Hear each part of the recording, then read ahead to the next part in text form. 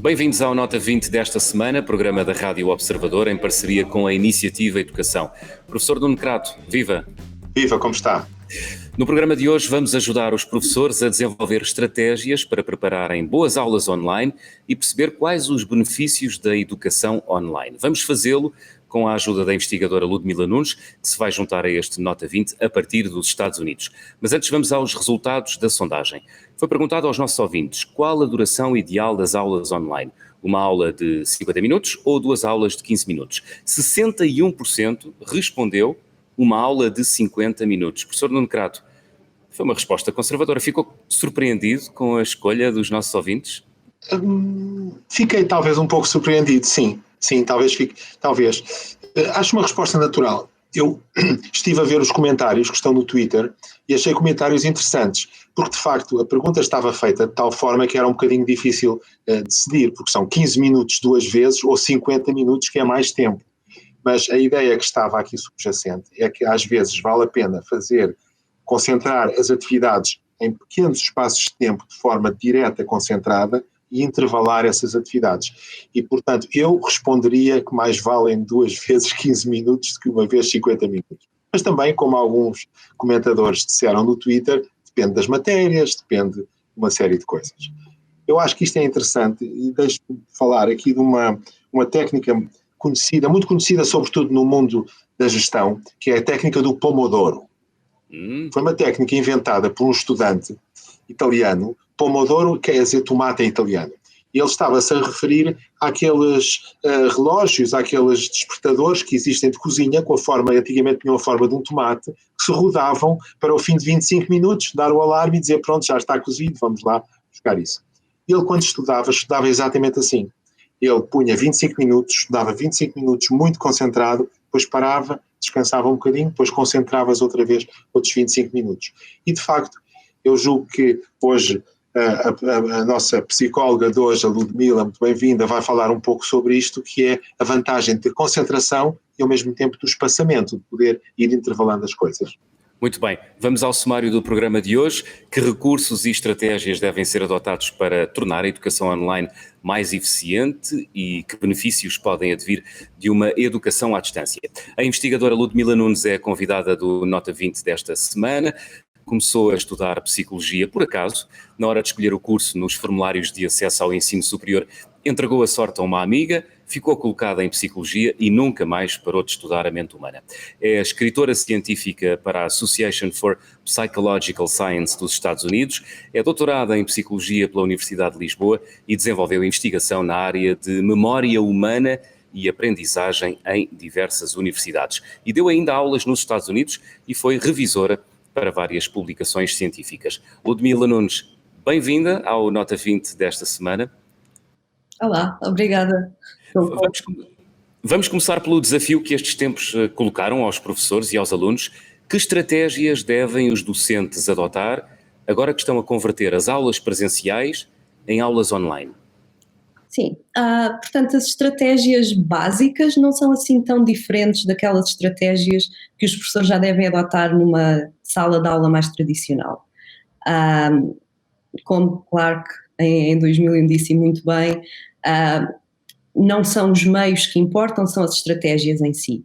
E, portanto, há uma série de estratégias que a investigação em psicologia cognitiva, a investigação em educação, já nos mostraram que funcionam e são estratégias que funcionam tanto em aulas tradicionais como em aulas online, foram demonstradas em laboratórios, portanto em meios mais controlados, como em meios mais aplicados.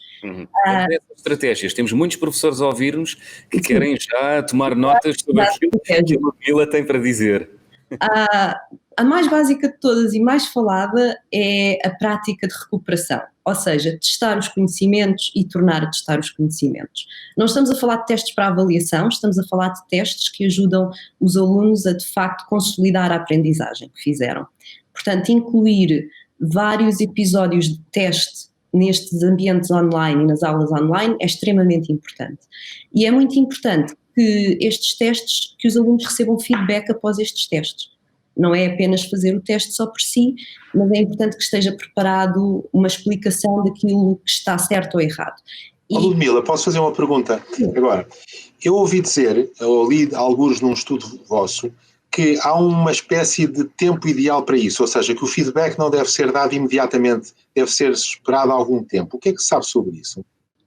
Eu acho que o feedback deve ser dado imediatamente, não deve ser muito espaçado no tempo. Uhum. E permite que os alunos se lembrem da resposta que deram e façam um acesso imediato, consigam avaliar imediatamente aquilo que tinham errado ou não. Se o feedback é muito espaçado, a possibilidade de dar feedback espaçado é quando se apresenta a resposta do aluno de novo. Ou seja, eles têm a sua resposta e têm o feedback, mas mesmo assim o ideal é dar um feedback imediatamente, se possível. Muito bem. Portanto, no fundo, é fazer o que se faz em rádio ou na vida normal, que é sempre manter o nível da atenção do outro em níveis altos. É isso, Ludmila? Sim, os testes ajudam a manter a atenção e ajudam a quebrar um pouco a rotina do aluno que está em casa apenas a olhar para uma aula gravada, mesmo que seja em tempo real, ajuda a diversificar a experiência do aluno e a atenção e provavelmente evitará que o aluno vá navegar na internet, ver outros conteúdos, disperse com tudo o que está em casa ao seu dispor. Portanto, diversificar estas atividades ajuda a manter a atenção, definitivamente, sim. Em relação ao tempo de duração das aulas, elas devem ter os clássicos 50 minutos como no ensino presencial ou não? A resposta aqui eu diria que é bastante clara e é não. Claro, depende das matérias. Não devem ter 50 minutos. Não. Depende das matérias, obviamente. Não se recomenda vamos quebrar este tópico que estamos a tentar ensinar de uma forma que não faz sentido nenhum, obviamente. Mas a ideia e a investigação aqui é bastante clara, é que períodos de ensino mais curtos fazem com que os alunos mantenham a atenção durante esse período de ensino, portanto consigam de facto codificar toda a informação que é esperada que aprendam, e também ajuda os alunos a manter a atenção e a saberem, conseguirem melhor avaliar aquilo que estão a aprender. Portanto, há várias investigações que mostraram que períodos mais curtos de aprendizagem são melhores e, além disso, usando períodos mais curtos de aula, ajuda a que se consiga intercalar as matérias. Portanto, a investigação mostrou também que não é ideal, eu vou dar um exemplo muito simples, se um aluno está a estudar contas de dividir, não deve fazer 20 problemas de contas de dividir e depois passar a 20 problemas de contas de multiplicar. Será muito mais benéfico se fizer 5 contas de dividir, 5 de multiplicar e por aí fora, até não é reduzir o tempo total de aprendizagem, mas é conseguir intercalar e haver estas quebras no tipo de problemas que estão a ser tratados. E qual é a vantagem dessas quebras? É obrigar a pensar mais ou é outro estilo? Pode-se dizer que é obrigar a pensar mais, mas tem muito a ver, e isto é especialmente quando se está a fazer exercícios num determinado tópico, às tantas começa a ser automático e eles tornam-se cada vez mais fáceis. E a ideia é que nós devemos manter um nível desejável de dificuldade dos exercícios que os alunos fazem. Isto quer dizer que não devem ser demasiado difíceis, mas que é necessária alguma dificuldade para haver aprendizagem. Ludmila, em relação à avaliação, há estratégias que funcionam para testar os conhecimentos adquiridos ou não pelos alunos? As estratégias não são muito diferentes, de novo, daquilo que já se faz em sala de aula. Eu diria que há um desafio extra, que é, os alunos estão em casa e, portanto, têm acesso a toda a informação possível e como é que os professores garantem que estão, de facto, a testar a informação que os alunos obtiveram e não a sua capacidade de pesquisa. Uma boa estratégia é criar exercícios de avaliação que têm de ser respondidos rapidamente. E claro que isto depois também cria o problema da pressão e como é que isto se reflete na avaliação dos alunos. Portanto, uma coisa que se deve ter em conta é talvez criar exercícios que não têm um peso muito grande na avaliação, mas mais exercícios. Portanto, consegue-se ainda avaliar os alunos, mas tira-se aquela pressão de eu vou ter de responder a isto tudo bem e vou-me sentar durante 1 hora a responder a estas questões. Não, se calhar vão sentar durante 5, 10 minutos, tenho de responder rapidamente, mas sei que isto não terá um impacto assim tão grande na minha avaliação. Portanto, no fundo é polvilhar a aula com pequenos exercícios para manter sempre a relação entre o professor e o aluno viva, é isso? Exato, e aí ganhamos ainda outra vantagem, que é para além de conseguirmos saber o que é que o aluno está a aprender ou não, o próprio aluno beneficia dessa prática de recuperação da informação, que é uma das estratégias mais importantes. Professor, não sei se tem alguma... Não, eu acho que isto é um tema interessantíssimo da psicologia cognitiva moderna, pelo que eu conheço, que é a importância que tem a recuperação da informação via teste ou por outras vias para a própria consolidação daquilo que se pensa, daquilo que se conhece. Porque muitas vezes nós olhamos para a avaliação como um mal necessário. Não, a avaliação é algo que nos ajuda a todos nós a progredir, porque no próprio momento em que estamos a responder às perguntas já estamos a aprender com a resposta que estamos a dar, porque estamos a reorganizar no nosso cérebro, tanto quanto eu entendo, aquilo que se está a passar. E depois está-nos a manter atentos e está-nos a voltar como que a limpar os canais do cérebro onde a informação flui. Eu julgo que isto é uma das coisas mais interessantes e que tem sido um bocadinho deturpada com alguma discussão em torno da avaliação formativa, que é isto, versus a sumativa, que são as notas, quando as duas são complementares e, portanto, devem estar constantemente a ser praticadas, em meu entender. Ludmila, começámos esta conversa por falar do trabalho de adaptação, de conversão das aulas tradicionais em aulas à distância. O ensino, ou melhor, a ciência que já existe sobre esta matéria, ela diz-nos o quê? Os professores devem ter que cuidados quando convertem uma aula presencial numa aula à distância? Pronto, os principais cuidados têm a ver com os desafios que os alunos vão ter enquanto estão a ter uma aula à distância. E estes desafios são manter a atenção, como nós falámos, e como navegar a quantidade de informação que poderão ter disponível.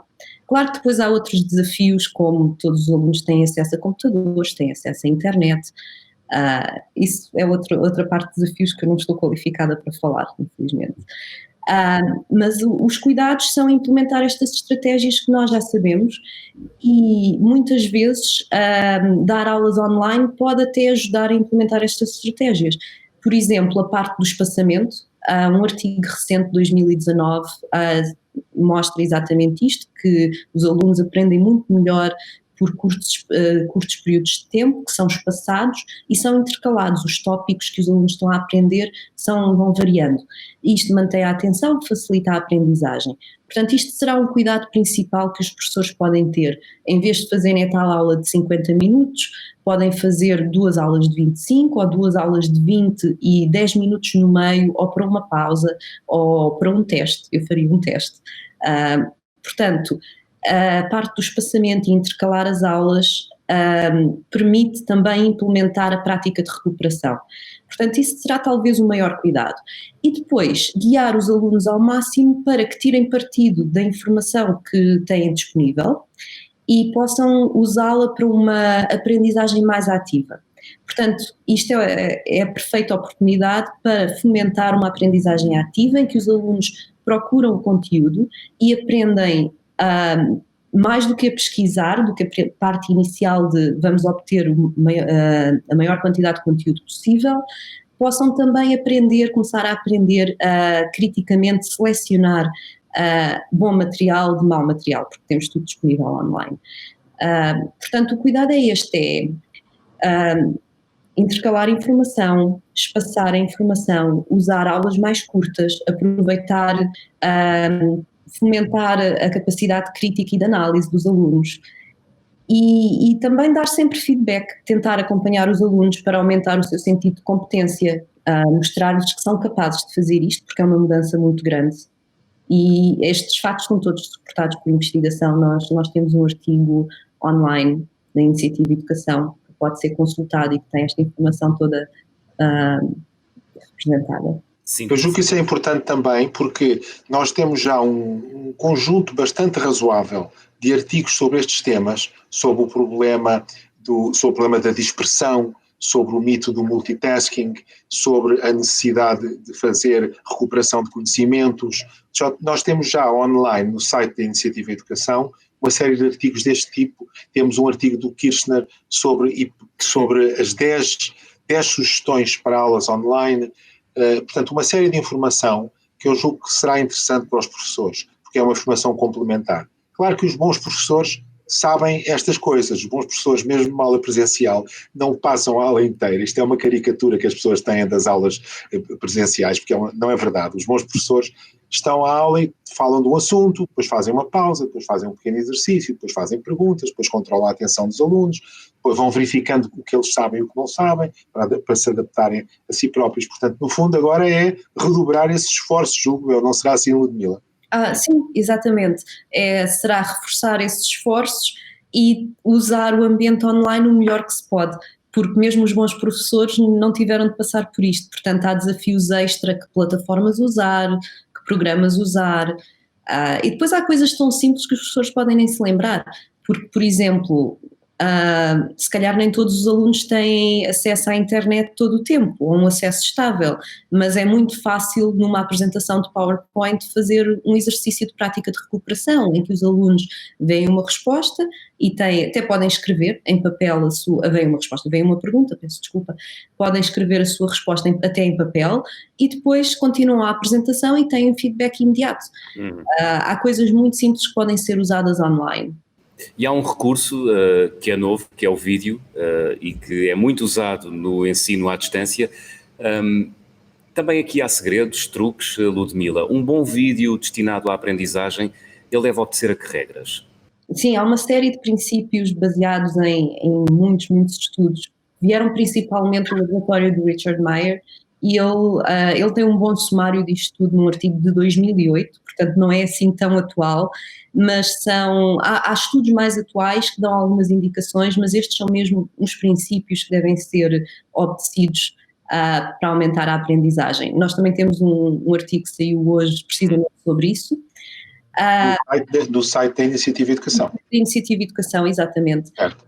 E o princípio mais básico é mesmo manter os vídeos simples, evitar informação desnecessária, que pode ser interessante, mas que não adiciona nada àquilo que deve ser aprendido. Portanto, não dispersar a atenção dos alunos, não desperdiçar o seu esforço cognitivo em coisas que não são importantes para a aprendizagem, e tentar não haver demasiada informação visual, por exemplo.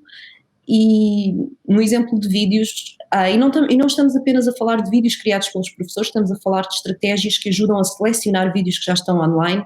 Por exemplo, os vídeos já têm animação e narração, não há necessidade de pôr legendas. Vários estudos mostram que isso penaliza o ensino dos alunos. É uma redundância, aquilo que se chama na televisão lixo visual. Ludmila, estamos na reta final do Nota 20 desta semana, mas há um assunto sobre o qual eu e o professor gostaríamos de ouvir, que tem a ver com o uso da internet. Há vantagens em aproveitar a web como recurso de aprendizagem, e aqui apelava imensamente ao seu poder de síntese. Sim, há vantagens que eu já referi mais ou menos, que temos acesso a muita informação, e isto ajuda a aumentar a capacidade de pesquisa e a capacidade crítica dos alunos. É importante eles serem guiados neste processo, mas de facto pode-se fazer uso de toda esta informação para tornar a aprendizagem mais ativa. Portanto, será essa a grande vantagem. Ludmila Nunes, muito obrigado por ter vindo ao Nota 20 desta semana. Professor Nuno Crato, se tivesse que sistematizar esta conversa que aqui mantivemos com a Ludmila Nunes, começaria por onde? E apelava também ao seu poder de síntese. Olha, eu começaria por vídeos curtos e espaçados, concentração de momentos e espaçados, pela verificação constante do que se aprende, portanto uma interação sempre de forma que se possa verificar o que é que os alunos estão a seguir e o que não estão a seguir. E em terceiro lugar, esta última ideia, que eu acho uma ideia muito importante, que é não dar informação a mais. Muitas vezes as pessoas pensam que é bom fazer mais atividades e mais animações. Não, concentrar no essencial, porque o que nós queremos, no fundo, é que os alunos aprendam e se desenvolvam. Para eles aprenderem e se desenvolverem, necessitam de se concentrar. Por vezes, a informação a mais é apenas um distrator. Julgamos que aprenderam mais, não aprenderam mais, distraíram-se. Muito bem, estamos quase no fim. O Nota 20 da próxima semana é sobre os mitos dos estilos de aprendizagem. Vamos conversar com a Joana Rato, que é doutorada em Neuropsicologia, correto? Muito bem. E até lá pode responder à nossa sondagem online, colocada nas redes sociais, tanto do Observador como da Iniciativa Educação. A pergunta que colocamos esta semana é a seguinte: os professores devem adaptar o estilo de ensino às preferências de aprendizagem de cada aluno, ou seja, preferência verbal ou visual? Sim ou não? São estas as duas opções de resposta para a sondagem desta semana. Professor Nuno Crato, até para a semana. Até para a semana.